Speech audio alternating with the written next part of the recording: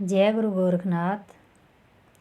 एक दिन मत्स्येंद्रनाथ जी भिक्षा मांगने के लिए गांव में गए हुए थे और गोरखनाथ जी संजीवनी विद्या का पाठ कर रहे थे। उसी समय गांव के कुछ बच्चे खेलते हुए गोरखनाथ जी के पास आए।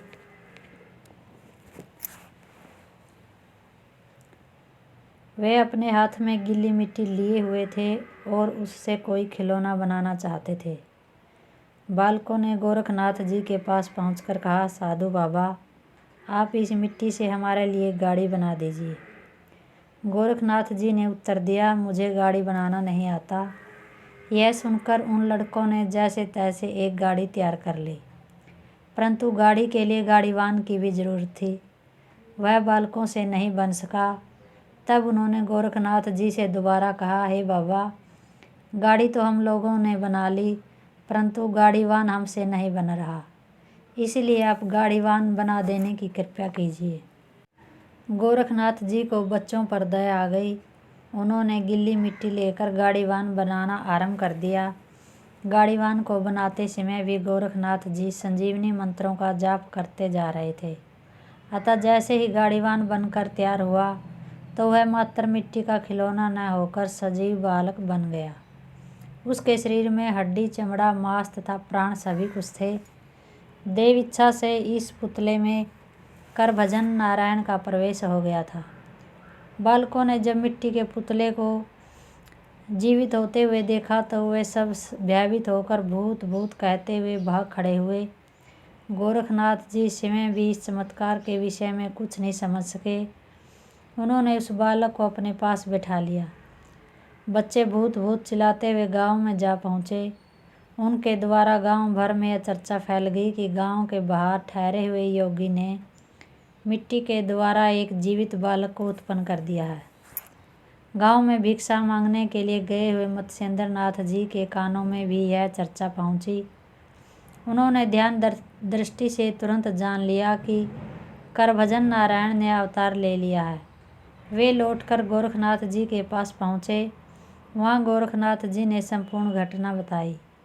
उसे सुनकर मत्स्येंद्रनाथ जी ने उत्तर दिया, हे पुत्र, तुम पुतला बनाते समय सजीवन मंत्रों का पाठ कर रहे थे, इसीलिए तुम्हारे निमित्त यह करभजन नारायण का अवतार हुआ है। इतना कहकर मत्स्येंद्रनाथ जी ने उस बालक के मस्तक पर हाथ रखकर आशीर्वाद दिया तथा उसका नाम गहिनीनाथ रखा और फिर उसे गाय का दूध पिलाया। संपूर्ण गांव में यह चर्चा फैल गई थी कि योगी ने मिट्टी के द्वारा जीवित बालक को उत्पन्न किया है।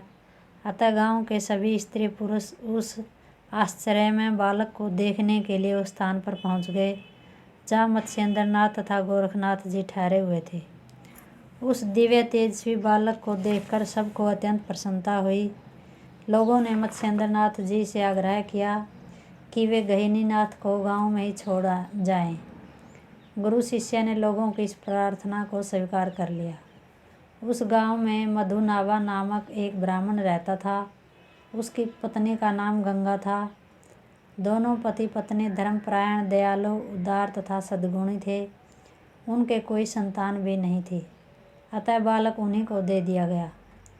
तत्पश्चात मत्स्येंद्रनाथ जी तथा गोरखनाथ जी मधुनाभा ब्राह्मण के घर गए और उससे कहा कि यह कोई बालक नहीं है, यह करभजन नारायण का अवतार और देव अंश से उत्पन्न है। गहिनीनाथ के रूप में साक्षात भगवान शंकर तुम्हारे घर में पधारे हैं। ये तुम्हारे घर तथा कुल को पवित्र कर देंगे। यह बालक आगे चलकर प्रख्यात सिद्ध योगी होगा तथा भविष्य में निर्वर्तीनाथ इसे अपना शिष्य बनाएंगे। तुम इसका सावधानी तथा प्रेम सहित पालन पोषण करना। यह कहकर मत्स्येंद्रनाथ जी ने मौनास्त्र से अभिमंत्रित भस्म गंगाबाई के ऊपर डाली, जिसके कारण गंगाबाई के मन में उस बालक के प्रति अत्यधिक मोह उत्पन्न हो गया तथा उसके सतनों में दूध उतर आया। उसने बालक को अपनी छाती से लगाते हुए कहा, हे योगीराज, आप निश्चिंत रहे, मैं इस बालक को अपने बच्चों से भी अधिक समझकर लालन पालन करूँगी। गोरखनाथ जी तथा मत्स्येंद्रनाथ जी यह सुनकर संतुष्ट हुए। फिर मत्स्येंद्रनाथ जी ने चलते समय गंगाबाई जी से कहा कि हम 12 वर्ष बाद फिर यहाँ आएंगे। मिट्टी से बने हुए बालक को जीवित देखकर गांव के बच्चे भयभीत हो गए थे और गोरखनाथ जी भी यह नहीं समझ पाए थे कि ऐसी अघटित घटना कैसे घट गई। अतः गोरखनाथ जी की विद्या तथा अनुभव को कच्चा समझकर मत्स्येंद्रनाथ जी ने उन्हें यह सम्मति दी कि तुम बद्रिकाश्रम में जाकर शिवजी का ध्यान करके उनका आशीर्वाद प्राप्त करो, तब तुम्हारी विद्या पक्की हो जाएगी। गुरु की आज्ञा पाकर गोरखनाथ जी बद्रिकाश्रम को चल दिए और मत्स्येंद्रनाथ जी तीर्थाटन करने के लिए अलग चले गए। बद्रिकाश्रम में जाकर गोरखनाथ जी ने एक वृक्ष के नीचे लोहे के कांटों पर खड़े होकर 12 वर्ष तक कठिन तपस्या की, जिसके फलस्वरूप शंकर जी ने प्रसन्न होकर दर्शन दिए और यह आशीर्वाद दिया कि तुम्हारी सीखी हुई विद्या परिपक्व हो जाएगी। शिवजी से वरदान पाकर गोरखनाथ जी तीर्थ यात्रा करने को चल दिए। जय गुरु गोरखनाथ।